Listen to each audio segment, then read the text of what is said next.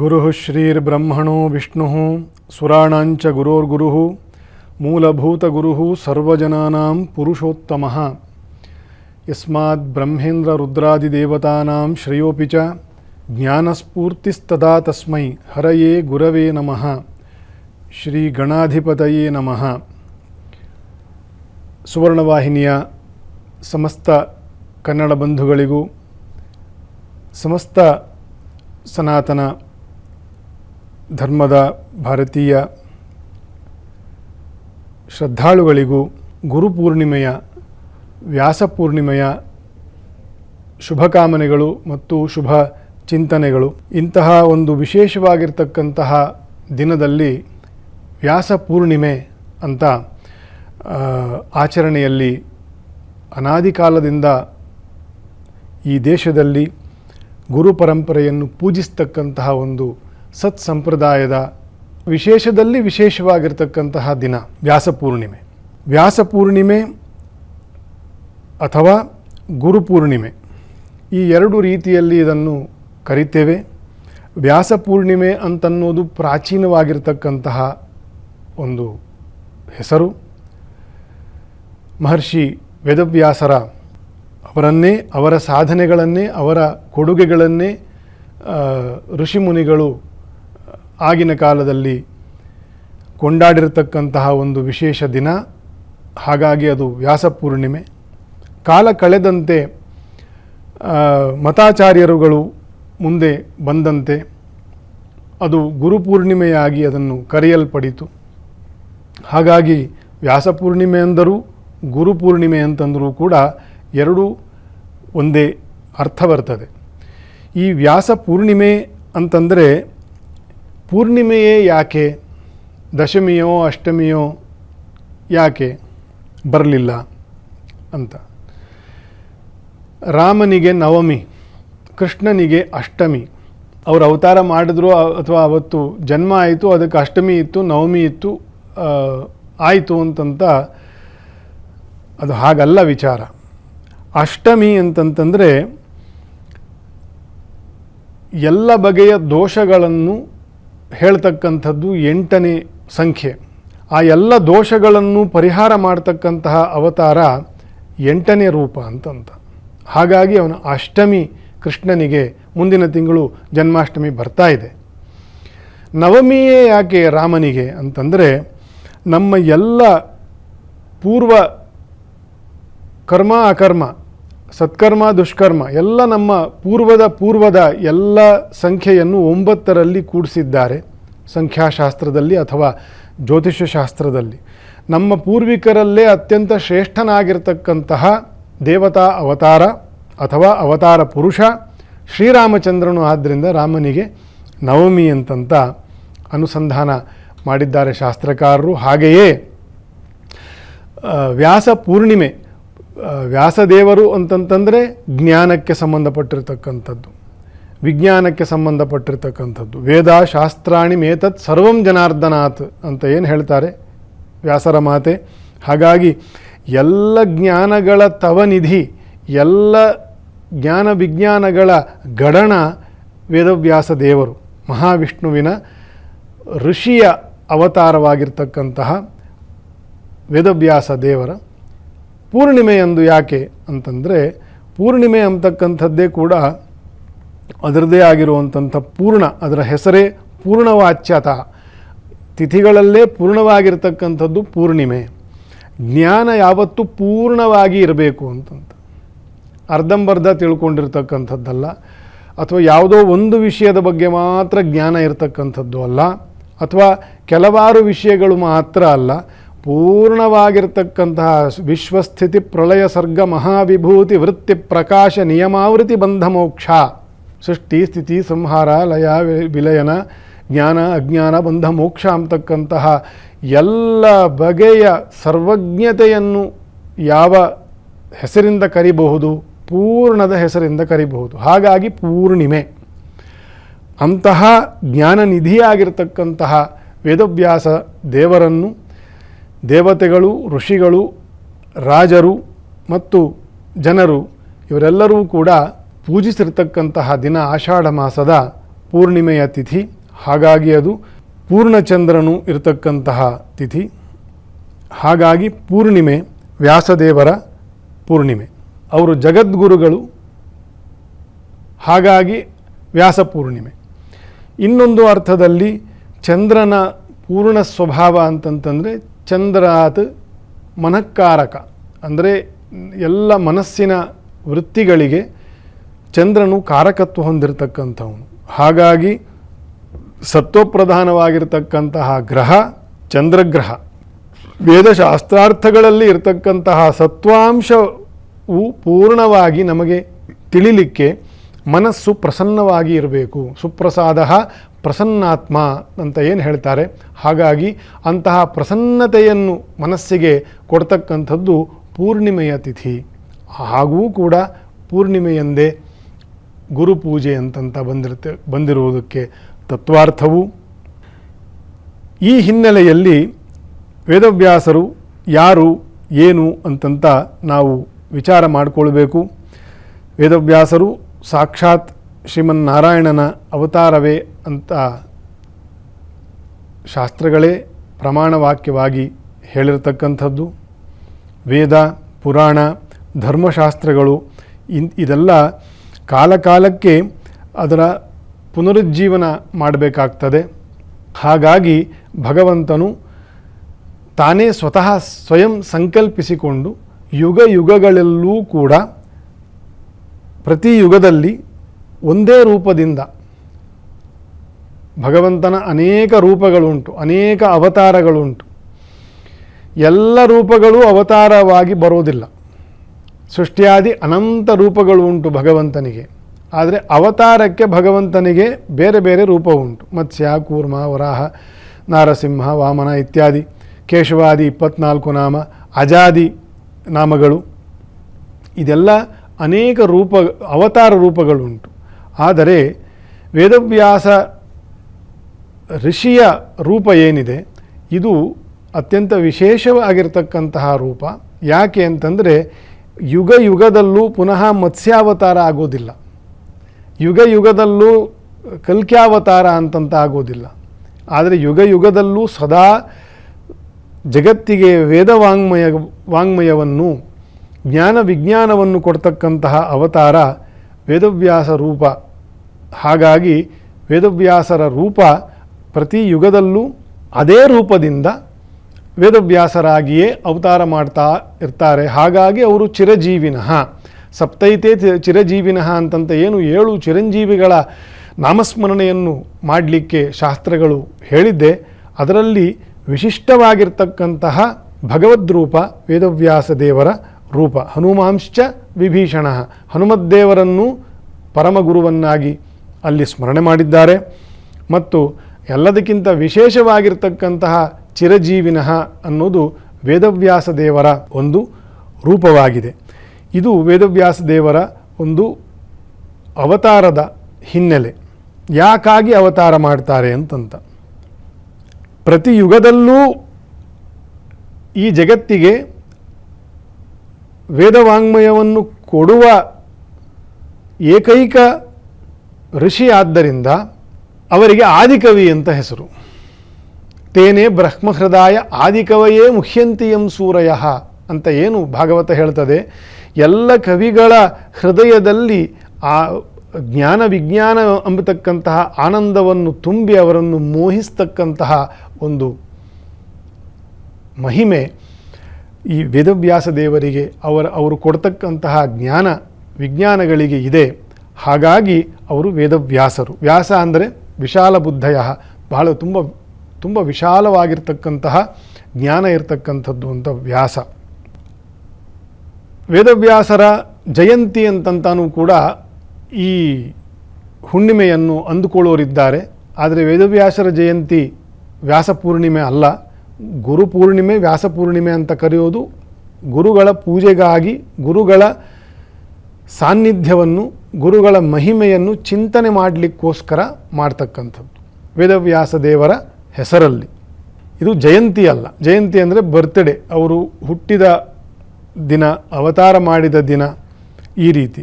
ಹಾಗಾಗಿ ವೈಶಾಖ ಮಾಸದ ಶುಕ್ಲ ತ್ರಯೋದಶಿ ಏನು ಇದೆ ಅದು ವ್ಯಾಸ ಜಯಂತಿ. ವ್ಯಾಸದೇವರು ಅವತಾರ ಮಾಡಿರ್ತಕ್ಕಂತಹ ದಿನ ವೈಶಾಖ ಮಾಸದಲ್ಲಿ ಬರ್ತದೆ. ಹಾಗಾಗಿ ಆ ಒಂದು ತಪ್ಪು ಕಲ್ಪನೆಯನ್ನು ಕೂಡ ಮಾಡಬಾರದು. ಗುರು ಪೂರ್ಣಿಮೆಯೇ ಬೇರೆ, ವ್ಯಾಸ ಜಯಂತಿಯೇ ಬೇರೆ. ಎರಡೂ ದಿನ ವೇದವ್ಯಾಸ ದೇವರ ಪೂಜೆಯೇ. ಆದರೆ ಒಂದು ಅವತಾರ ಮಾಡಿದ ದಿನ, ಇನ್ನೊಂದು ಜಗತ್ತಿಗೆ ಗುರುವಿನ ಮಹತ್ವವನ್ನು ತಿಳಿಸಿಕೊಟ್ಟಂತಹ ದಿನವೇ ವೇದವ್ಯಾಸ ದೇವರ ಪೂರ್ಣಿಮೆಯಾಗಿದೆ. ವೇದವ್ಯಾಸರಿಗೆ ಬಾದರಾಯಣ ಅಂತ ಕೂಡ ಒಂದು ನಾಮವಿದೆ. ಅವು ನಮಗೆಲ್ಲರಿಗೂ ಇಂತಿಂಥ ಊರಿನವರು ಅಂತ ನಮ್ಮ ಊರಿನ ಹೆಸರನ್ನು ಕೂಡ ನಾವು ಹೇಗೆ ಇಟ್ಕೊಳ್ತೀವಿ ಅದು ಕೂಡ ಬಂದಿರತಕ್ಕಂಥದ್ದು ಪ್ರಾಚೀನದಿಂದಲೇ ಆ ಅಭ್ಯಾಸವು ಕೂಡ. ಹಾಗಾಗಿ ಬದರಿ ವೃಕ್ಷಗಳು, ಬದರಿ ಫಲ ಅಂತಂಥ ಒಂದು ವೃಕ್ಷ ಉಂಟು, ಅದು ದೇವಜಾತಿಯ ವೃಕ್ಷ. ಹಾಗಾಗಿ ಅಂತಹ ಬದರಿ ವೃಕ್ಷಗಳು ಬಿಡ್ತಕ್ಕಂತಹ ಗಂಗಾ ತೀರ, ಅಲಕನಂದಾ ತೀರ ಇರತಕ್ಕಂಥದ್ದು ಉತ್ತರಾಖಂಡದಲ್ಲಿ. ಅಲ್ಲಿನ ದ್ವೀಪದಲ್ಲಿ ವೇದವ್ಯಾಸ ದೇವರು ಅವತಾರ ಮಾಡಿದ್ದು ಸತ್ಯವತಿಯ ಮಗನಾಗಿ, ಪರಾಶರ ಋಷಿಯ ಮಗನಾಗಿ. ಅವರ ಪೂರ್ವ ಪುಣ್ಯದ ತಪಸ್ಸಿನ ಫಲ ಈ ಕಲಿಯುಗದಕ್ಕೆ ಬಂದಿರತಕ್ಕಂಥದ್ದು. ಹಾಗಾಗಿ ಅವರು ಬಾದರಾಯಣ ಅಂತಂತ ಕರೀತಾರೆ. ಬದರಿಕಾಶ್ರಮ ಅಂತಂದರೆ ಬದರಿಯಲ್ಲಿ ಪಂಚಬದರಿ ಇದೆ. ಆ ಪಂಚಬದರಿಯಲ್ಲಿ ಮುಖ್ಯವಾಗಿರ್ತಕ್ಕಂಥದ್ದು ವಿಶಾಲ ಬದರಿ. ಅಲ್ಲಿ ಶ್ರೀಮನ್ನಾರಾಯಣನು ತಪಸ್ವಿಯ ರೂಪದಿಂದ ನೆಲೆಸಿ ಅಲ್ಲಿ ಸನ್ನಿಧಾನವನ್ನು ಹೊಂದಿರತಕ್ಕಂಥದ್ದು ಈಗಿನ ನಾವು ಹೋಗಿ ಬರಬಹುದಾಗಿರ್ತಕ್ಕಂತಹ ಒಂದು ಬದರಿ ಕ್ಷೇತ್ರ. ಆ ಕ್ಷೇತ್ರದಲ್ಲಿ ಮಾನ ಅಂತ ಒಂದು ಸಣ್ಣ ಗ್ರಾಮ ಇದೆ. ಬೆಟ್ಟದ ಮೇಲೆ ಹತ್ತುಕೊಂಡು ಅಲ್ಲಿ ಒಂದು ಗಣೇಶ ದೇವರ ಗುಹೆ ಇದೆ. ಅಲ್ಲಿಂದ ಮೇಲ್ಗಡೆ ವ್ಯಾಸ ಗುಫಾ ಅಥವಾ ವ್ಯಾಸ ಗುಹೆ ಅಂತಲೂ ಕೂಡ ಇದೆ. ಇಂತಹ ಗಣಪತಿ ದೇವರನ್ನು ಮುಂದೆ ಇಟ್ಟುಕೊಂಡು ಮಹಾಭಾರತದ ಮಹಾಗ್ರಂಥಗಳನ್ನು ಅವರಿಗೆ ಬರೆಯೋಕ್ಕೆ ಆಜ್ಞಾಪನೆ ಮಾಡಿ ಅದನ್ನು ಜಗತ್ತಿಗೆ ಪ್ರಸಾರ ಮಾಡಿರ್ತಕ್ಕಂತಹ ವಿಶೇಷ ದಿನ ಈ ಆಷಾಢ ಮಾಸವು ಅಂತಂತ ವ್ಯಾಸದೇವರ ಪೂಜೆಯನ್ನು ಕೂಡ ಇದರ ಹಿನ್ನೆಲೆ ಹೀಗಿದೆ. ಹಾಗಾಗಿ ಎಲ್ಲರೂ ಶ್ರದ್ಧಾಳುಗಳು ಬದರಿನಾಥಕ್ಕೆ ಹೋದಾಗ ಈ ವ್ಯಾಸ ಗುಹೆಯನ್ನು ಮತ್ತು ವೇದವ್ಯಾಸರ ಗಣೇಶ ಗುಹೆಯನ್ನು ಕೂಡ ಸಂದರ್ಶನವನ್ನು ಮಾಡಿಕೊಂಡು ಪ್ರಾರ್ಥನೆ ಮಾಡೋದು ಒಂದು ರೂಢಿಯಲ್ಲಿ ಇದೆ. ಈ ಆಷಾಢ ಮಾಸದ ಒಂದು ವಿಶೇಷ ಇನ್ನೊಂದು ಇದೆ. ಆಷಾಢದಲ್ಲೇ ಪೂರ್ಣಿಮೆ ಯಾಕೆ ಇದು ಗುರುಪೂಜೆಯಾಗಿ ಬಂತು ಅಂತನ್ನಕ್ಕೆ ಇನ್ನೊಂದು ಮುಖ್ಯವಾಗಿರ್ತಕ್ಕಂಥ ಕಾರಣ ಇದೆ. ಆಷಾಢ ಅಂದರೆ ವ್ರತಗಳ ದಕ್ಷಿಣಾಯನ ಅಂತಂತ. ದಕ್ಷಿಣಾಯನಕ್ಕೆ ಇನ್ನೊಂದು 15 ದಿನ ಇದೆ ಅಂತನ್ಬೇಕಾದ್ರೆ ಪ್ರಥಮ ಏಕಾದಶಿ ಬರ್ತದೆ.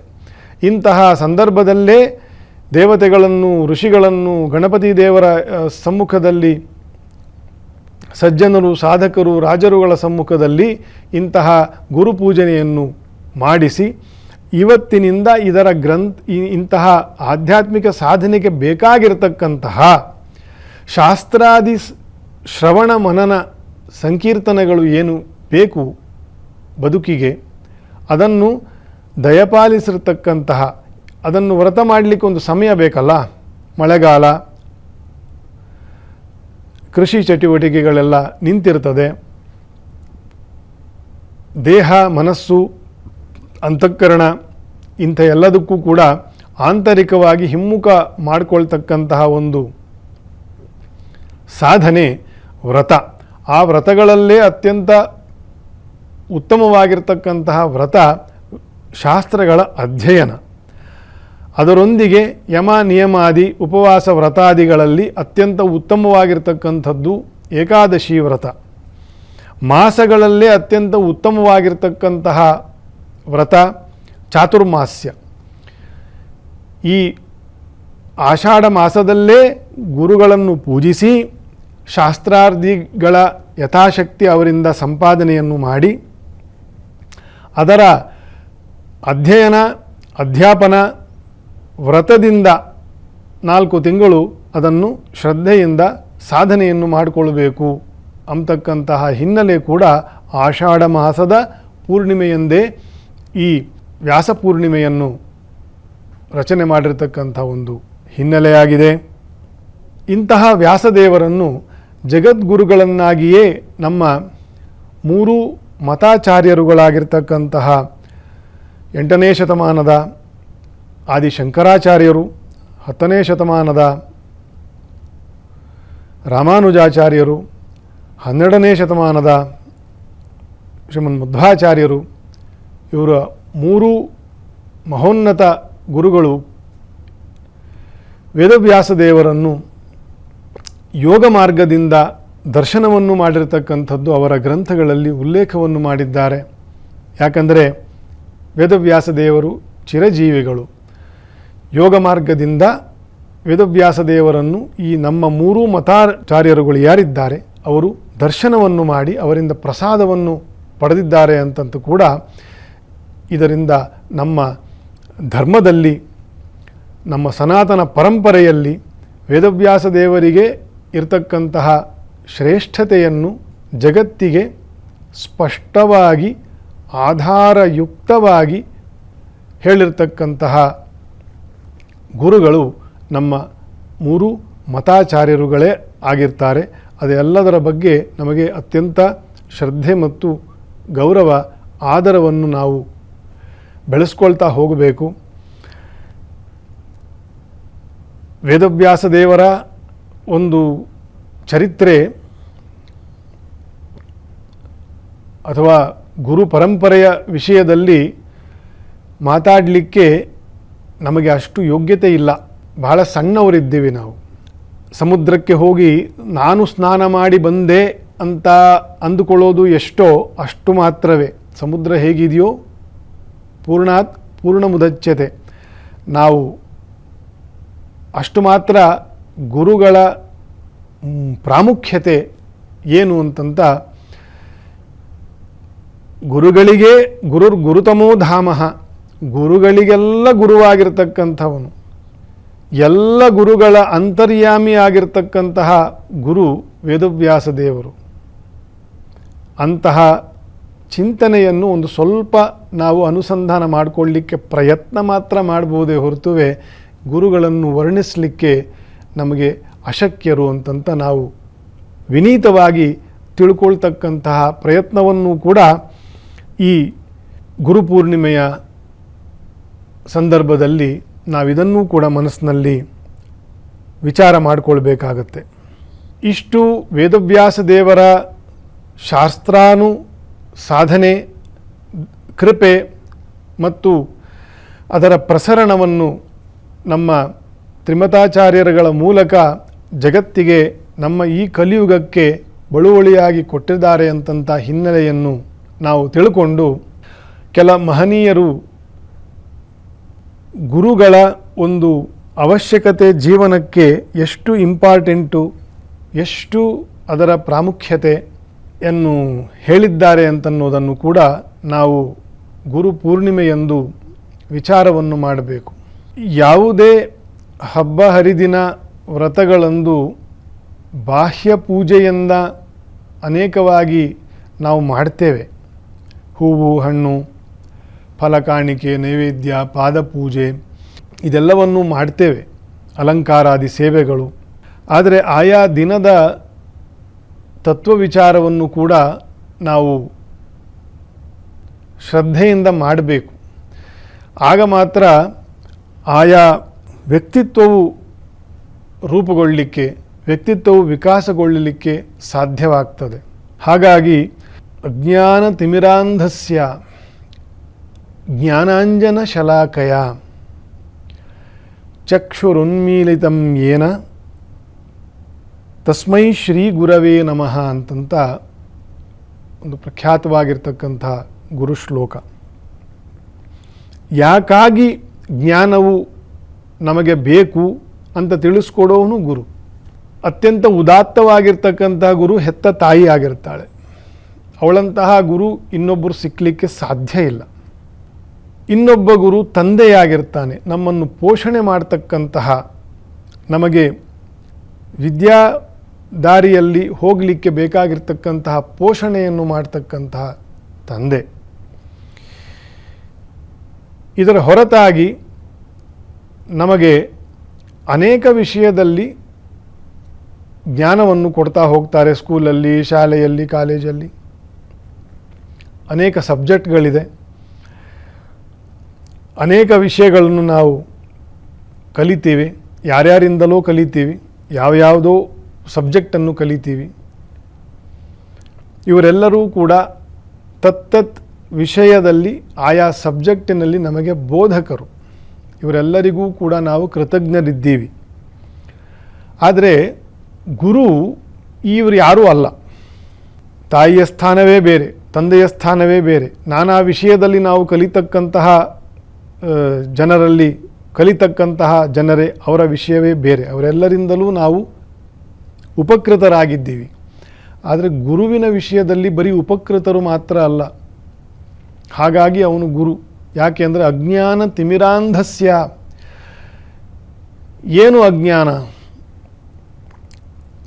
ಹುಟ್ಟಿದಿ, ನಾವು ಬೆಳಿತೀವಿ, ಊಟ ಮಾಡ್ತೀವಿ, ಯಾರೋ ಹೇಳಿದ್ದನ್ನು ಏನೋ ಕೆಲಸ ಮಾಡ್ತೀವಿ, ನಾನಾ ಬಗೆಯ ವೃತ್ತಿಗಳಿಂದ ಜೀವನವನ್ನು ಮಾಡ್ತೀವಿ. ಆದರೆ ಜೀವನದ ಉದ್ದೇಶ ಏನು?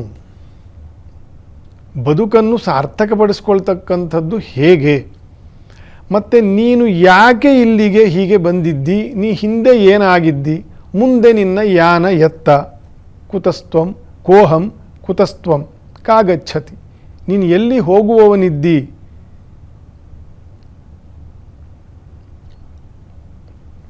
ಎಲ್ಲಿಂದ ಬಂದವನಾಗಿದ್ದಿ? ನಿನ್ನ ಜೀವನದ ಉದ್ದೇಶ ಏನು? ಆ ಉದ್ದೇಶವು ಪಾರಮಾರ್ಥಿಕವಾಗಿರ್ತಕ್ಕಂತಹ ಉದ್ದೇಶ ಆಗಿರಬೇಕು. ಯಾಕೆ ಆ ಪಾರಮಾರ್ಥಿಕವಾಗಿರ್ತಕ್ಕಂಥ ಉದ್ದೇಶ ಆಗಿರಬೇಕು? ಅದನ್ನೂ ತಿಳಿಸ್ಕೊಡ್ತಕ್ಕಂಥವನು ಗುರು. ಅದಕ್ಕೆ ಅಜ್ಞಾನ ತಿಮಿರ ಅಂಧಸ್ಯ, ಕತ್ತಲೆ. ಈ ಹುಟ್ಟು, ಸಾವು, ಬದುಕು, ನಾನಾ ಜಂಜಾಟ, ಮತ್ತೆ ಹುಟ್ಟು, ಅದಕ್ಕೆ ಇದೆಲ್ಲದನ್ನು ಕೂಡ ಅಜ್ಞಾನ ತಿಮಿರಾಂಧಸ್ಯ. ಯಾಕಂದರೆ ಯಾಕೆ ಹುಟ್ಟಿದ್ದೀನಿ, ಏನು ಮಾಡಬೇಕು, ಎತ್ತ ಕಡೆ ಪಯಣ ಅಂತಂತ ಜೀವಾತ್ಮನಿಗೆ ಬೋಧೆಯನ್ನು ಕೊಡ್ತಕ್ಕಂಥದ್ದು ವೇದಶಾಸ್ತ್ರಗಳು. ಆ ವೇದಶಾಸ್ತ್ರಗಳಲ್ಲಿ ಅದರ ಸ್ವರೂಪವೇ ಆಗಿರತಕ್ಕಂತಹ ಗುರುವು ಚಕ್ಷುರುನ್ಮೀಲಿತಮ್ಯೇನ, ಜ್ಞಾನದ ಆನಂದದಲ್ಲಿ ತನ್ನ ಒಳಗಣ್ಣನ್ನು ತೆರೆದುಕೊಂಡಿರ್ತಕ್ಕಂಥವನು ಗುರು ಅಂತ. ಹಾಗಾಗಿ ಅಂತಹ ಗುರುಗಳ ಪೂಜೆಯನ್ನು, ಅಂತಹ ಗುರುಗಳ ಸೇವೆಯನ್ನು ನಾವು ಮಾಡಬೇಕು. ಅಂತಹ ಗುರು ತತ್ವವನ್ನು ನಾವು ಹುಡುಕಬೇಕು ಜೀವನದಲ್ಲಿ. ಮುಖ್ಯವಾಗಿ ಅಂತಹ ಗುರುಗಳು ನಮ್ಮ ಆಸ್ಥೆ ಏನೋ, ಒಬ್ಬ ವ್ಯಕ್ತಿಯ ಆಸ್ಥೆ ಏನೋ, ಯಾವ ಬಗೆಯದ್ದೋ ಅವನಿಗೆ ಸಿಗ್ತಕ್ಕಂತಹ ಜನರು ಅಥವಾ ಅವನಿಗೆ ಸಿಗ್ತಕ್ಕಂತಹ ಜ್ಞಾನವೂ ಅಂಥದ್ದೇ ಆಗಿರ್ತದೆ. ಹಾಗಾಗಿ ನಮ್ಮ ಆಸ್ಥೆಯ ವಿಷಯವನ್ನು ನಾವು ಚೆನ್ನಾಗಿ ಮಥನ ಮಾಡಿಕೊಳ್ಬೇಕು. ಯಾರ್ಯಾರನ್ನೋ ಏನೇನಕ್ಕೂ ಗುರು ಅಂತಂತ ಕರೀತಾರೆ ಇವತ್ತಿನ ಕಾಲದಲ್ಲಿ. ಎಲ್ಲೋ ಹೋದರೆ ಯಾರನ್ನೋ ಗುರು ಬಾಮ್ಮ ಇಲ್ಲಿ ಅಂತಾರೆ. ಗುರು ಶಬ್ದಕ್ಕೆ ಈ ಬ್ರಹ್ಮಾಂಡವನ್ನು ಕೂಡ ತೂಗಿಸಲಿಕ್ಕೆ ಆಗೋದಿಲ್ಲ ಅಂತಂತ ಹೇಳ್ತದೆ ಶಾಸ್ತ್ರಗಳು. ಅಂತಹ ಗುರು ಶಬ್ದವನ್ನು ಎಷ್ಟು ಲಘುವಾಗಿ ಬಳಸ್ತಕ್ಕಂತಹ ಕಾಲಮಾನದಲ್ಲಿ ಇದ್ದೀವಿ. ಯಾರ್ಯಾರನ್ನೋ ಏನೇನಕ್ಕೋ ಗುರು ಅಂತಂತ ಕರೆಯೋದಲ್ಲ. ಅದಕ್ಕೆ ಭಾಸಕವಿ ಒಂದು ಕಡೆ ಹೇಳ್ತಾನೆ, ಅಂತಹ ಜ್ಞಾನಿ, ಅಂತಹ ಗುರುವರಿಯರಲ್ಲಿ ನಮ್ಮ ವಿಚಾರ ಹೇಗಿರಬೇಕು ಅಂತಂತ, ಆಜ್ಞಾ ಗುರುಣಾಂ ಹಿ ಅವಿಚಾರಣೀಯ ಅಂತಂತ. ಯಥೋ ಗುರವೋ ಅವಿಚಾರ್ಯ ಕಿಮಪಿ ನ ಕುರ್ವಂತಿ. ಆಜ್ಞಾ ಗುರುಣಾಂ, ಗುರುಗಳು ಇಂಥದ್ದು ಏನಾದರೂ ಮಾಡು ಅಂತ ಹೇಳಿದ್ರೆ ಅವಿಚಾರಣೀಯ, ಅದರ ಬಗ್ಗೆ ಏನು ವಿಚಾರ ಮಾಡದೆ ಗುರುಗಳು ಏನು ಹೇಳ್ತಾರೆ ಅದನ್ನು ಮಾಡಬೇಕು. ಇಂತಹ ಮನೋಧರ್ಮ ಈ ಗುರುಪೂರ್ಣಿಮೆಯಂದು ವಿಚಾರ ಮಾಡಬೇಕು ಅಂತಂತ ಈ ಒಂದು ಉದಾಹರಣೆಗಳನ್ನು ಹೇಳ್ತಾ ಇದ್ದೇನೆ. ಆಜ್ಞಾ ಗುರುಣಾಂ ಹಿ ಅವಿಚಾರಣೀಯ, ಹೇಳಿದ್ದನ್ನು ಮಾಡಬೇಕು. ಅವರು ಏನೋ ತಿಳ್ಕೊಂಡಿರ್ತಾರೆ, ನಮಗೆ ಆ ತಕ್ಷಣಕ್ಕೆ ಗೊತ್ತಿರಲ್ಲ. ಅಂತಹ ಗುರುವು ಸಿಗಬೇಕು, ಅಂತಹ ಆಸ್ಥೆ ನಮ್ಮದಾಗಬೇಕು ಅಂತ ಈ ಮಾತನ್ನು ಹೇಳ್ತಾರೆ. ಯಥೋ ಗುರವೋ ಅವಿಚಾರ್ಯ ಕಿಮಪಿ ನ ಕುರುವಂತಿ. ಅವಿಚಾರ್ಯವಾಗಿ ಹೇಳಿದ್ದನ್ನು ಕೇಳಬೇಕು, ಅವರು ಏನು ಹೇಳ್ತಾರೆ ಅದನ್ನು ನಾವು ಅನುಷ್ಠಾನ ಮಾಡಬೇಕು. ಆಗ ನಮಗೆ ವಿಶೇಷವಾಗಿರ್ತಕ್ಕಂತಹ ಜ್ಞಾನ, ವಿಶೇಷವಾಗಿರ್ತಕ್ಕಂತಹ ಅನುಗ್ರಹ ನಮ್ಮ ಜೀವನದಲ್ಲಿ ಉಂಟಾಗ್ತದೆ. ಇವತ್ತು ಎಂತಹ ಕಾಲಮಾನದಲ್ಲಿ ಇದ್ದೀವಿ ಅಂತಂದರೆ ವಿಚಾರ ಮಾಡಿಕೊಂಡೇ ಎಲ್ಲರನ್ನೂ ವಿಚಾರ ಮಾಡಿಕೊಂಡೇ ನಾವು ಅನುಸರಿಸ್ತಕ್ಕಂಥ ಕಾಲಮಾನ. ವಿಚಾರ ಮಾಡದೇ ಗುರುಗಳ ಅನುಸರಣೆಯನ್ನು ಮಾಡಿ ಅಂತಹ ಗುರುಗಳು ಸಿಗಬೇಕು. ಅಂತಹ ಆಸ್ಥೆ ನಮ್ಮದಾದರೆ ಅಂತಹ ಗುರುವೇ ಸಿಗ್ತಾರೆ. ನಮ್ಮಲ್ಲಿ ಅಂಥ ಆಸ್ಥೆ ಇಲ್ಲ, ಹಾಗಾಗಿ ಜನಕ್ಕೆ ಸಿಗೋರೆಲ್ಲ ಅಂತಹವರೇ. 1 ಔನ್ಸ್ ಚಿನ್ನ ಸಿಗಬೇಕು ಅಂತಂದರೆ 10,000 ಟನ್ಗೆ ಬೇಕಾಗಿರೋ ಅಷ್ಟು ಗುಡ್ಡವನ್ನು ಮಣ್ಣನ್ನು ಕೆತ್ತಬೇಕಾಗ್ತದೆ 1 ಔನ್ಸ್ ಚಿನ್ನ ಸಿಗಬೇಕು ಅಂದರೆ. ಒಂದು ಜಡಪ್ರಾಯವಾಗಿರ್ತಕ್ಕಂತಹ ಒಂದು ಚಿನ್ನದ ತುಂಡಿಗೆ ಅಷ್ಟು ಶ್ರಮ ವಹಿಸಬೇಕು ಅಂತಂದರೆ KG ಗಟ್ಟಲೆ ಬಂಗಾರ ಜನರು ಮೈಮೇಲೆ ಹಾಕ್ಕೋತಾರೆ, ನನ್ನದು ಅಂತಂತ. ಇನ್ನು ತಾನು ಯಾರು, ಈ ಶರೀರದ ಅಂತಃಕರಣವೂ ಅಲ್ಲದ ಅದರ ಬಳಕೆದಾರನಾಗಿರ್ತಕ್ಕಂತಹ ನಾನು ಅಂತಕ್ಕಂಥವನು ಯಾರು, ಇಲ್ಲಿ ಏಕೆ ಬಂದಿದ್ದೀನಿ, ನನ್ನ ಯಾನ ಯಾಕೆ ಕೊಡಲಾಗಿದೆ, ನಾನಾ ಬಗೆಯ ಯಾತನೆಯು ಈ ಜಗತ್ತಿನಲ್ಲಿ ಯಾಕೆ ತುಂಬಿ ತುಳುಕ್ತಾ ಇದೆ, ಆದರೂ ಕೂಡ ನಾನಾ ಬಗೆಯ ಆನಂದ ಸುಖಗಳೂ ಕೂಡ ಈ ಜಗತ್ತಿನಲ್ಲಿ ಹೇಗೆ ನಡೀತಾ ಇದೆ, ಇದೆಲ್ಲ ವಿಚಾರವು ಬರೀ ವಿಚಾರವಾಗಿ ಉಳಿದು ಹೋಗಬಾರದು ಜೀವನದಲ್ಲಿ. ಅದಕ್ಕೆ ಅಂತಹ ಆಸ್ಥೆಯು ಬೆಳಿಬೇಕು. ಅಂತಹ ಆಸ್ಥೆಯು ಬೆಳೆದಾಗ ನಮಗೆ ಅಂತಹ ಗುರುವೇ ಸಿಗ್ತಾರೆ, ಅಂತಹ ಗುರುವಿನ ದರ್ಶನವೇ ನಮಗೆ ಆಗ್ತದೆ ಅಂತ ಈ ಶ್ಲೋಕದ ಅಭಿಪ್ರಾಯದಲ್ಲಿ. ಹಾಗಾಗಿ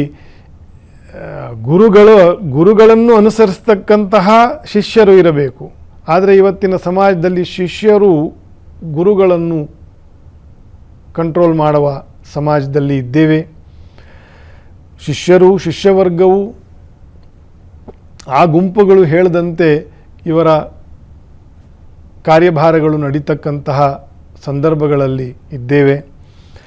ಹಾಗಾಗಿ ನಾನು ಅಲ್ಲಿ ಒತ್ತು ಕೊಟ್ಟಿದ್ದು ನಮ್ಮ ಆಸ್ಥೆ ಗುರುವಿನೆಡೆಗೆ ಇರಬೇಕೆ ಹೊರತುವೆ ಗುರುವಿನ ಗುಲಾಮನಾಗ ತನಕ. ಯಾಕೆ ಹೇಳಿದ್ದಾರೆ ಪುರಂದರದಾಸರು? ಗುರುವಿನ ಗುಲಾಮನಾಗ ತನಕ ದೊರೆಯದಣ್ಣ ಮುಕುತಿ, ಬೇರೆ ಎಲ್ಲ ಸಿಗ್ತದೆ, ಆಯಿತಾ? ಹಾಗಾಗಿ ಸಿಗೋದು ಬಹಳ ಕಷ್ಟ, ಬಹಳ ಕಷ್ಟ. ಗುರುವಿನ ಅನುಗ್ರಹ ಒಂದೇ ಸಿಕ್ಕೋದು ಬಹಳ ಕಷ್ಟ. ಹಾಗಾಗಿ ಅಂತಹ ಗುರುಗಳ ಚಿಂತನೆಯನ್ನು, ಅಂತಹ ಗುರುವಿನ ಅವಶ್ಯಕತೆಯನ್ನು ನಾವು ಮೊದಲು ಮನಗಾಣಬೇಕು. ವಾದಿರಾಜಸ್ವಾಮಿಗಳು ಹೇಳ್ತಾರೆ, ಮೊದಲು ಗುರುಭಕುತಿ ಬೇಕು, ಹಿರಿಯರ ಕರುಣೆ ಬೇಕು ಅಂತಾರೆ. ದೊಡ್ಡವರು, ತಿಳಿದವರು, ಇಂಥವರ ಮಾರ್ಗದರ್ಶನ ಬೇಕು ನಮಗೆ. ಆ ಮಾರ್ಗದರ್ಶನ ಬೇಕು ಅಂತಂದರೆ ನಮ್ಮ ಒಂದು ಗುರುವಿನ ಅನುಗ್ರಹ ಬೇಕು. ಅದಕ್ಕೆ ಅವರಲ್ಲಿ ಭಕ್ತಿ ಬೇಕು, ಗುರು ಭಕುತಿ ಬೇಕು, ವಿರುಕುತಿ ಬೇಕು, ವಿಷ್ಣು ಆರಾಧನೆ ಬೇಕು. ಅಂತಹ ಗುರುವು ನಮಗೆ ಸಿಗಬೇಕು ಅಂತಂದರೆ ಭಗವಂತನನ್ನು ಪ್ರಾರ್ಥನೆ ಮಾಡಬೇಕು, ಅಂತಹ ಗುರುವಿನ ಅನುಗ್ರಹ ನನಗೆ ತಂದುಕೊಡು ಅಂತ. ಆ ಗುರುವು ಏನು ಹೇಳ್ತಾನೆ, ಅಂತಹ ಗುರುವಿನಿಂದ ನನ್ನ ಬದುಕು ಸಾರ್ಥಕವಾಗಬೇಕು ಅಂತಕ್ಕಂತಹ ಎಚ್ಚರ ನಮಗೆ ಬರಲಿ ಅಂತಂತ. ಗುರು ಕರುಣವಾಗುವುದು ಪರಮ ದುರ್ಲಭವಯ್ಯ, ಪರಿಪರಿ ವ್ರತಗಳಾಚರಿಸಿ ಫಲವೇನು.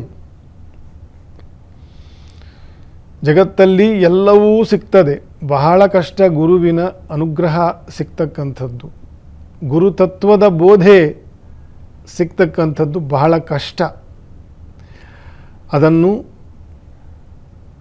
ಶ್ರವಣ, ಮನನ, ಅಧ್ಯಯನ, ಪುನಃ ಅಧ್ಯಯನ, ಪುನಃ ಶ್ರವಣ, ಸಂತತ ಹರಿಭಕ್ತಿ ಅನುಪಾನ, ಸಂತತ ಗುರುಭಕ್ತಿ ಮರುಪಾನ, ಸಂತತ ಶ್ರವಣ ಕಠಿಣ ಪಥ್ಯ, ಸಂತತ ಕೀರ್ತನ ಉಷ್ಣೋದಕ, ಗುಣವಾಯಿ ತೆನಗೆ ಭವರೋಗ ಅಂತಂತ ಇದೇ ಪುರಂದರದಾಸರು ಒಂದು ಕಡೆ ಹೇಳ್ತಾರೆ. ಪುನಃ ಪುನಃ ಅಂತಃಕರಣವನ್ನು ಆ ಜ್ಞಾನದ ವಿಜ್ಞಾನದ ಶಾಸ್ತ್ರಗಳ ಒಳಗೆ ಶ್ರವಣದಿಂದ, ಮನನದಿಂದ, ಅಧ್ಯಯನದಿಂದ ಬಹಳಷ್ಟು ಕಷ್ಟವನ್ನು ಪಡಬೇಕಾಗ್ತದೆ. ಅದು ಕಷ್ಟಪಡೋದು ಅಂತಂತ ಅಲ್ಲ, ಅದೇನು ಕಷ್ಟ ಅಲ್ಲ. ಈ ಜಗತ್ತು ಅಂತಕ್ಕಂತಹ ಜನ್ಮ ಮೃತ್ಯಾದಿ ಕಷ್ಟಗಳು ಏನಿದೆ ಅದರ ಮುಂದೆ ಅದು ಯಾವ ಕಷ್ಟವೂ ಅಲ್ಲ.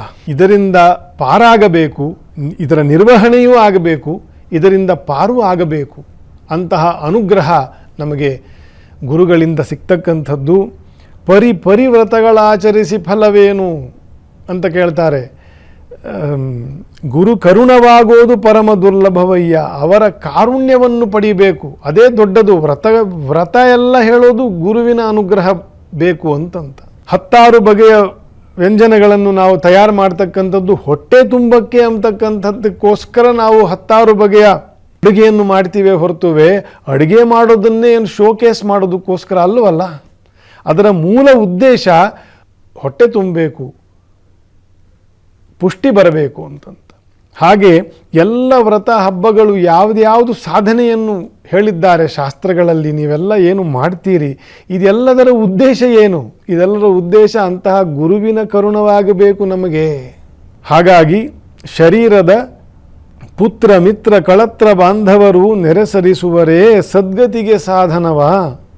ಅವರನ್ನು ನಂಬದೆ, ಇವರು ಹೇಳಿದ್ದು ಕೇಳದೆ, ಅವರು ಹೇಳಿದ್ದು ಕೇಳದೆ, ಇಲ್ಲಿ ಹೋದೆ ಅಲ್ಲಿ ಹೋದೆ ಅಂತಕ್ಕಂಥ ಎಲ್ಲವೂ ಏನೇನು ಮಾಡ್ತೇವೆ ಇದರದ್ದೂ ಉದ್ದೇಶ ಕೂಡ ಅಂತಹ ಗುರುವಿನ ಅನುಗ್ರಹ ನಮಗೆ ಆಗಲಿ ಅನ್ನೋದೇ ಇರಬೇಕೆ ಹೊರತುವೆ ಯಾರ್ದೋ ಏನೋ ಮಾತು ಕೇಳಿಕೊಂಡು ಎಲ್ಲೋ ಕಾಲಹರಣ ಮಾಡಿಕೊಳ್ಳೋದನ್ನು ಸಾಧನೆ ಅಂತಂತ ಹೇಳೋದಿಲ್ಲ.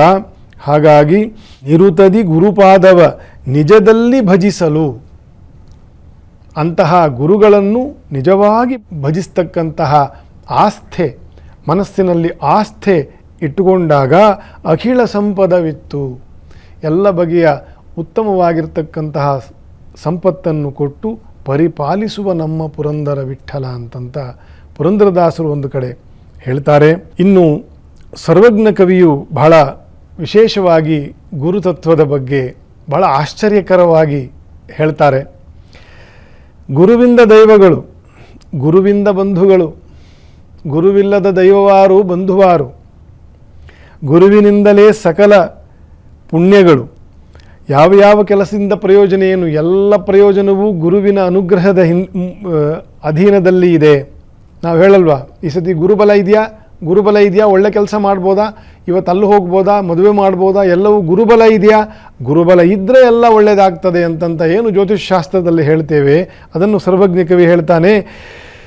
ಗುರುವಿನಿಂದಲೇ ಸಕಲ ಪುಣ್ಯಗಳು, ಲೋಕಕ್ಕೆ ಗುರುವೇ ದೈವ ಸರ್ವಜ್ಞ ಅಂತಂತ ಗುರುವಿನ ಮಹಿಮೆಯನ್ನು ಕೊಂಡಾಡ್ತಾನೆ. ಅಂತಹ ಗುರುವನ್ನು ಬಹಳ ಪ್ರೇಮದಿಂದ, ಬಹಳ ವಿನಯದಿಂದ, ಬಹಳ ಜ್ಞಾನದಿಂದ ಭಜಿಸಬೇಕು ಅಂತಂತಾನು ಕೂಡ ಹೇಳ್ತಾನೆ. ಗುರುವ ನರನಿಂದವಗೆ ಹರನ ಶಿಲೆಯೆಂದವಗೆ. ಲಿಂಗವನ್ನು ಬರೀ ಕಲ್ಲು ಅಂತಂತ ಹೇಳಿದವನಿಗೆ, ಗುರುವನ್ನು ಬರೀ ಒಬ್ಬ ಮನುಷ್ಯ ಅಂತಂತ ತಿಳ್ಕೊಂಡಿರೋವನಿಗೆ, ಗುರುಪ್ರಸಾದವನೆಂಜಲನೆಂಬವಗೆ, ಗುರುಗಳು ಕೊಟ್ಟಂತಹ ಪ್ರಸಾದವನ್ನು ಅವರು ತಿಂದು ಬಿಟ್ಟಿದ್ದು, ಅವರು ಕೊಟ್ಟಿದ್ದು ಅಂತಂತ ಭೇದ ಬುದ್ಧಿಯನ್ನು ಇಟ್ಟುಕೊಳ್ಳುವವನಿಗೆ ನರಕ ತಪ್ಪುವುದೇ ಸರ್ವಜ್ಞ. ಬಹಳ ಎಚ್ಚರಿಕೆ ಬೇಕು. ಗುರುಗಳ ವಿಚಾರದಲ್ಲಿ ಬಹಳ ಎಚ್ಚರಿಕೆ ಬೇಕು. ಅವ್ರು ಹೀಗೆ ಮಾಡಬಾರ್ದಾಗಿತ್ತು, ಅವ್ರು ಹಾಗೆ ಮಾಡಬಾರ್ದಾಗಿತ್ತು. ಗುರುಗಳನ್ನು ನಿರ್ದೇಶನ ಮಾಡ್ತಕ್ಕಂತಹ ದುರಂತ ಕಾಲದಲ್ಲಿ ಇದ್ದೀವಿ. ಹಾಗಾಗಿ ಇಷ್ಟು ಉದಾಹರಣೆಗಳನ್ನು ಈ ಗುರು ಪೂರ್ಣಿಮೆಯಂದು ಗುರುಗಳ ಮಹತ್ವವನ್ನು ತಿಳಿಸ್ಕೊಡ್ಲಿಕ್ಕೋಸ್ಕರ ಉದಾಹರಣೆಗಳಿಂದಲೇ ನಾವು ಕಲಿಬೇಕಾಗುತ್ತೆ. ನಾವು ಸ್ವಯಂ ಸರ್ವಜ್ಞರಾಗಿದ್ದರೆ ನಮಗೆ ಯಾರ ಅವಶ್ಯಕತೆಯೂ ಇರಲಿಲ್ಲ.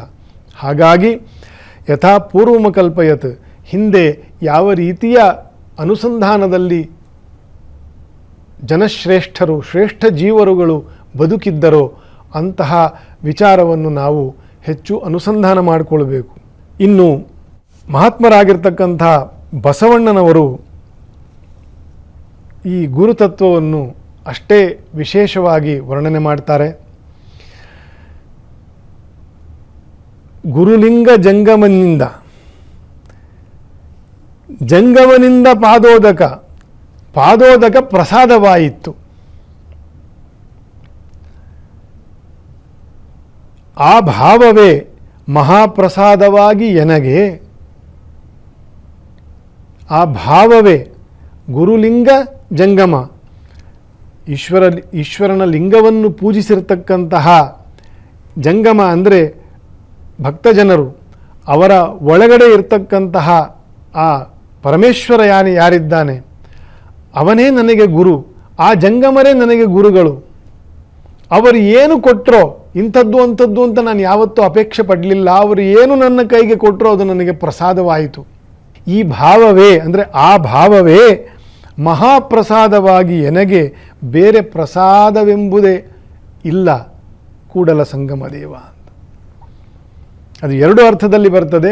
ಬೇರೆ ಪ್ರಸಾದವೇ ನನಗೆ ಇಲ್ಲ, ಅದೇ ಎಲ್ಲವೂ. ಮತ್ತು ಬೇರೆ ಪ್ರಾಸಾದವೇ, ಪ್ರಾಸಾದ ಅಂತಂದರೆ ವಾಸಿಸ್ತಕ್ಕಂತಹ ವಿಸ್ತಾರವಾಗಿರ್ತಕ್ಕಂತಹ ಸ್ಥಳ, ನನಗೆ ಬದುಕಲಿಕ್ಕೆ ಕೂಡ ಬೇರೆ ಯಾವುದೂ ಜಾಗ ಇಲ್ಲ. ಈ ಗುರುವಿನ ಪ್ರಸಾದವೇ ನನಗೆ ಪ್ರಸಾದವೂ ಹೌದು, ಮಹಾಪ್ರಸಾದವೂ ಹೌದು, ನಾನು ವಾಸಿಸ್ತಕ್ಕಂಥದ್ದು ಅದರಲ್ಲೇ ಪ್ರಾಸಾದವೂ ಹೌದು ಅಂತಕ್ಕಂತಹ ಒಂದು ಅತ್ಯಂತ ವಿನೀತವಾಗಿರ್ತಕ್ಕಂತಹ ಅನುಸಂಧಾನ. ಈ ಜ್ಞಾನ ನನಗೆ ಎಲ್ಲಿಂದಪ್ಪ ಬಂತು? ಈ ಗುರುವಿನ ಬಗ್ಗೆ ನನಗೆ ಇರತಕ್ಕಂತಹ ಭಕ್ತಿ, ಬಸವಣ್ಣನು ಹೇಳ್ತಾರೆ, ಅವರ ಚಿಂತನೆ. ನಾನು ಅಂತಹ ಗುರುವನ್ನು ಪಡೆದೆ, ಅಂತಹ ಜ್ಞಾನವನ್ನು ಪಡೆದೆ, ಆದರೆ ಅದಕ್ಕೆ ಹೇಗೆ ಪಡೆದೆ, ಇವರ ಕರುಣೆ ನನಗೆ ಹೇಗೆ ಆಯಿತು ಅಂತ ಆಶ್ಚರ್ಯ ಪಟ್ಟುಕೊಳ್ತಾ, ಅವರೇ ಆಶ್ಚರ್ಯ ಪಟ್ಟುಕೊಳ್ತಾ ಹೀಗೆ ಹೇಳ್ತಾರೆ, ಉದಕದೊಳಗೆ ಬಚ್ಚಿಟ್ಟ ಬೈಕೆಯ ಕಿಚ್ಚಿನಂತಿತ್ತು ಅಂತ. ಉದಕದೊಳಗೆ ಬಚ್ಚಿಟ್ಟ ಅಂದರೆ ಅಗ್ನೇರಾಪಹ, ನೀರಿನ ಒಳಗೆ ಬೆಂಕಿ ಇದೆ, ಹಾಗಾಗಿ ನಾವು ಜಲವಿದ್ಯುತ್ತನ್ನು ಉತ್ಪಾದನೆಯನ್ನು ಮಾಡಲಿಕ್ಕೆ ಸಾಧ್ಯ. ಉಪನಿಷತ್ತಿನ ಮಾತಿದು. ಅಂತಹ ಉದಕದೊಳಗೆ ಬಚ್ಚಿಟ್ಟ ಬೈಕೆಯ ಕಿಚ್ಚಿನಂತಿತ್ತು. ಆ ನೀರಿನಲ್ಲಿರ್ತಕ್ಕಂತಹ ಬೆಂಕಿಯಂತೆ ಇದ್ದೂ ಇರದಂತೆ ಕಾಣಿಸೋದಿಲ್ಲ, ಆದರೆ ಇತ್ತು ಒಳಗಡೆ, ಹಾಗಾಗಿ ಅದು ಬೆಂಕಿಯಾಗಿ ಹೊರಗಡೆ ಬಂತು. ಉದಕ ಅಂತಂದರೆ ನೀರಿನಲ್ಲಿರ್ತಕ್ಕಂಥ ಬೆಂಕಿಯೂ ಹೌದು. ಉದಕ ಅಂದರೆ ಈ ಶರೀರವೂ ಉದಕವೇ. ಇದರೊಳಗಡೆ ಇರತಕ್ಕಂತಹ ಅಗ್ನಿ, ಜಠರಾಗ್ನಿ ಏನಿದೆ, ತ್ರಯಾಗ್ನಿ ಅಂತ ಏನು ಕರಿತೀವಿ, ಆ ಅಗ್ನಿಯು ನಮಗೆ ಕಾಣ್ತದ, ಆದರೆ ಆ ಅಗ್ನಿಯು ಇರೋದರಿಂದಲೇ ಶರೀರವು ಶಾಖವಾಗಿ ಬೆಚ್ಚಗೆ ಅಥವಾ ಜೀವಂತವಾಗಿ ಇರಲಿಕ್ಕೆ ಸಾಧ್ಯ ಆಗಿರತಕ್ಕಂಥದ್ದು. ಆದರೆ ಅದು ಕಣ್ಣಿಗೆ ಕಾಣಲ್ಲ, ಆದರೆ ಇದೆ. ಎರಡೂ ಅರ್ಥ. ಸಸಿಯೊಣಗಳ ರಸದ ರುಚಿಯಂತಿತ್ತು. ಯಾವ ಸಸಿಯಲ್ಲಿ ಯಾವ ರಸ ಇರ್ತದೋ ಅದು ಆ ಸಸಿಯನ್ನು ಮುಟ್ಟಿದರೆ ಗೊತ್ತಾಗೋದಿಲ್ಲ, ಅದನ್ನು ತಿಂದರೆ ಗೊತ್ತಾಗ್ತದೆ. ಹಾಗಾಗಿ ಅದರೊಳಗಡೆ ಮುಂಚೆಯೇ ರಸ ಇತ್ತು, ಹಾಗಾಗಿ ನಾನು ನಾಲಿಗೆಗೆ ಹಾಕ್ಕೊಂಡಾಗ ಇದು ಇಂಥ ರಸ, ಇಂಥ ರುಚಿ ಅಂತಂತ ಆಮೇಲೆ ಗೊತ್ತಾದಂತೆ ನೆನೆಯೊಳಗಣ ಪರಿಮಳದಂತಿತ್ತು. ನೆನೆ ಅಂತಂದರೆ ಮೊಗ್ಗು ಅಂತ. ಅರಳಿರೋ ಹೂವು ಆದರೆ ಇದು ಇಂಥ ಹೂವು, ಇಂಥ ಪರಿಮಳ ಅಂತಂತ ನಮಗೆ ಜ್ಞಾನ ಬರ್ತದೆ. ಆದರೆ ಮೊಗ್ಗಿನೊಳಗಡೆ ಈ ಮುನ್ನ ಪರಿಮಳ ಇರಲಿಲ್ವೇನು? ಹಾಗಾದರೆ ಅರಳಕ್ಕಿಂತ ಮುಂಚೆಯೇ ಮೊಗ್ಗಿನ ಒಳಗಡೆ ಒಂದು ಪರಿಮಳ ಇರಲೇಬೇಕಲ್ಲ, ಇರಲೇಬೇಕು ಅಂತಕ್ಕಂಥದ್ದು ಜ್ಞಾನಗಮ್ಯವಾಗಿರ್ತಕ್ಕಂತಹ ವಿಷಯ. ಅದು ಊಹೆ ಮಾತ್ರ ಅಲ್ಲ, ಊಹೆಯೂ ಹೌದು, ಆದರೆ ಊಹೆ ಮಾತ್ರವಲ್ಲ, ಅದು ಸತ್ಯ. ಮೊಗ್ಗಿನ ಒಳಗಡೆ ಒಂದು ಪರಿಮಳ ಮುಂಚೆಯೇ ತುಂಬಿತ್ತು, ಅದು ಅರಳಿದ ನಂತರ ಆ ಪರಿಮಳವು ಅನುಭವಕ್ಕೆ ಬರುವಂತೆ ಇದ್ದು ಇಲ್ಲದಂತೆ ಇತ್ತು. ನಿಮ್ಮ ನಿಲವು ಕೂಡಲ ಸಂಗಮ ದೇವ, ನಿಮ್ಮ ನಿಲವು ಕನ್ಯೆಯ ಸ್ನೇಹದಂತಿತ್ತು ಅಂತ. ಹಾಗಾಗಿ ಇಂತಹ ಒಂದು ಇರವು, ಭಗವಂತನ ಇರವು, ಗುರುವಿನ ಪ್ರಸಾದದ ಇರವು ಕನ್ಯೆಯ ಸ್ನೇಹದಂತಿತ್ತು ಅಂತಂತ. ಎಲ್ಲದಕ್ಕಿಂತ ಅತ್ಯಂತ ಗಾಢವಾಗಿರ್ತಕ್ಕಂತಹ ಸಂಬಂಧ ಗಂಡು ಹೆಣ್ಣಿನ ಪ್ರೇಮದ ಸಂಬಂಧ. ಆದರೆ ಅದು ತೋರಿಸ್ಲಿಕ್ಕಾಗ್ತದೆ ಕೈಯಲ್ಲಿ, ಆಗೋದಿಲ್ಲ. ಆದರೆ ಅದಿದೆ. ಈ ರೀತಿಯ ಅನೇಕ ರಸಗಳು ಹೇಗೆ ಇದ್ದೂ ಇಲ್ಲದಂತೆ ಇರ್ತದೋ ಆ ರೀತಿಯ ಒಂದು ವಿಶೇಷವಾಗಿರ್ತಕ್ಕಂತಹ ಇರವು ಈ ನಿನ್ನ ಅನುಗ್ರಹದಿಂದ ನಾನು ಪಡೆದೆ ಅಂತಂತ ಬಸವಣ್ಣನವರು ಹೇಳ್ತಾರೆ.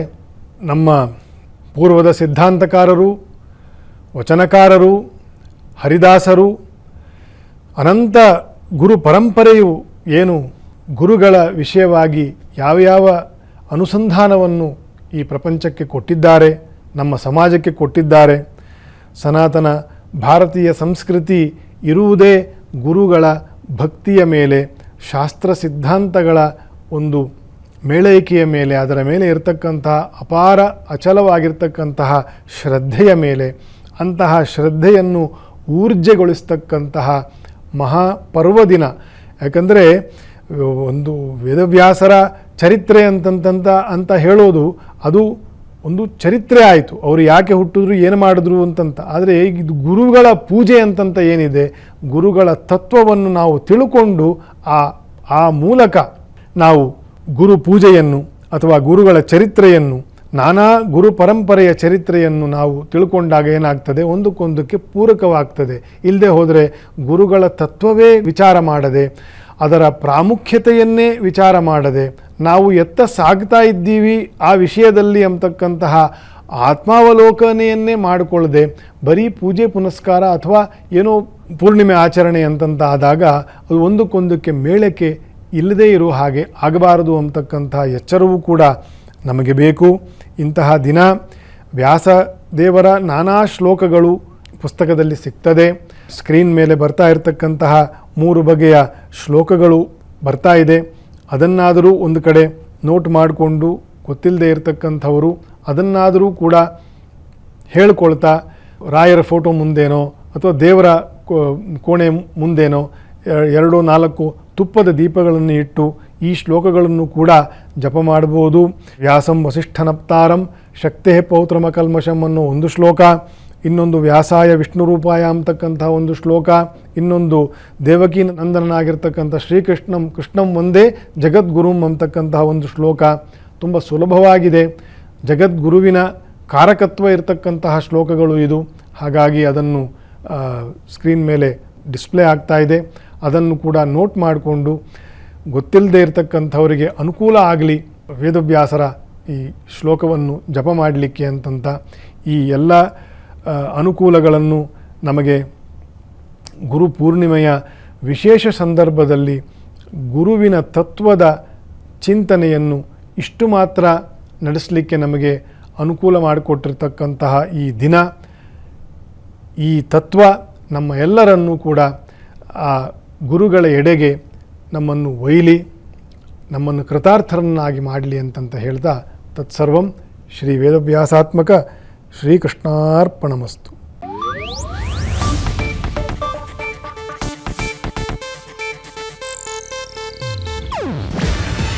ಇದು ಏಷ್ಯಾನೆಟ್ ನ್ಯೂಸ್ ನೆಟ್ವರ್ಕ್ ಪ್ರಸ್ತುತಿ. ನೀವು ನೋಡ್ತಿದ್ದೀರಾ ಏಷ್ಯಾನೆಟ್ ಸುವರ್ಣ ನ್ಯೂಸ್.